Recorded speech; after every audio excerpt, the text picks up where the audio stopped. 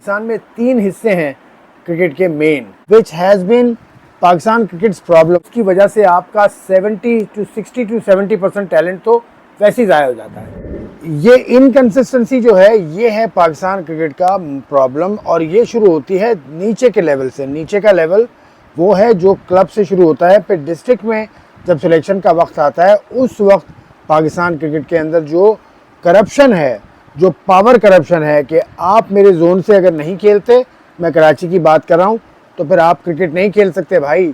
तो आप धौंस धमकी लालच सब चीज़ें आती हैं। अब हसन नवाज़ एक मैच में उसने अच्छा किया, हमने उसे आसमान पे बिठा दिया, दूसरे मैच में वो देखिए वो परफॉर्म नहीं कर सका। तो this is inconsistency which has been Pakistan cricket's problem. तो यहाँ पर पाकिस्तान क्रिकेट बोर्ड को बहुत काम करने की ज़रूरत है, आँख रखने की ज़रूरत है, उन लोगों को निकाल बाहर करने की ज़रूरत है जो करप्शन करते हैं। पावर करप्शन करें या पैसे से करप्शन करें या कुछ और चीज़ से करप्शन करें, यानी कुछ इस तरह का आगे मंजरनामा सब्ज़ बाग दिखाकर करप्शन करें, जब तक ये नहीं रुकेगा भाई कुछ नहीं होगा। लेकिन मुख्तसरन बात यह कि पाकिस्तान में 3 हिस्से हैं क्रिकेट के मेन। एक हिस्सा है एडमिनिस्ट्रेटिव जो टॉप पर है, जिसमें चेयरमैन आते हैं, जिसमें CEO आते हैं, जिसमें बाकी लोग आते हैं, सिलेक्शन कमेटी आती है और पाकिस्तान टीम की बाकी जो है वो टीम है जिसके अंदर टीम आती है और टीम मैनेजमेंट आती है। और तीसरा टियर टीम से नीचे है जो डिस्ट्रिक्ट से शुरू होता है, बल्कि क्लब से शुरू होता है फिर डिस्ट्रिक्ट में आता है।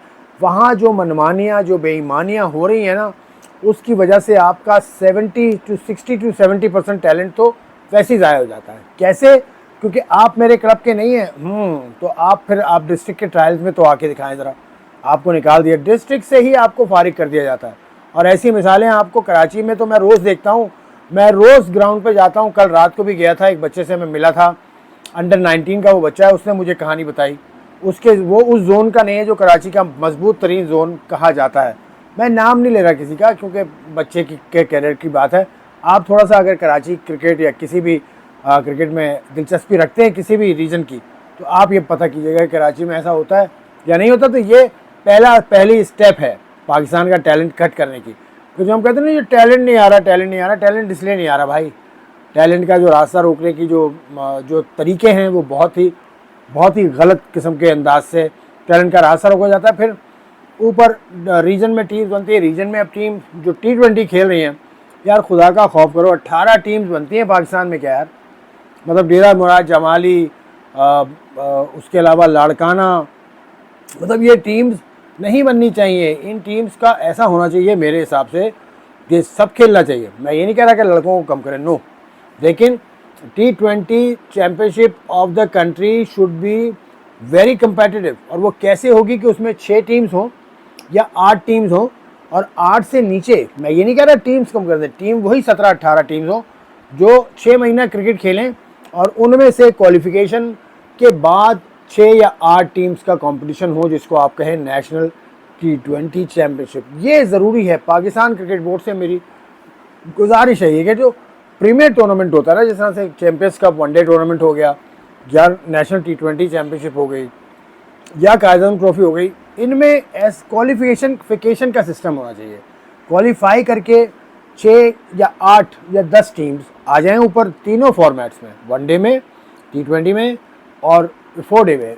इस तरह से क्वालिफिकेशन, क्योंकि वो टेलीकास्ट होगा, वो दुनिया देखेगी तो उस पर बात करेगी, यार ये मज़ा आ रहा है। अभी मज़ा नहीं आ रहा है इसमें। तो ये सूरत हाल पाकिस्तान क्रिकेट बोर्ड को देखनी चाहिए।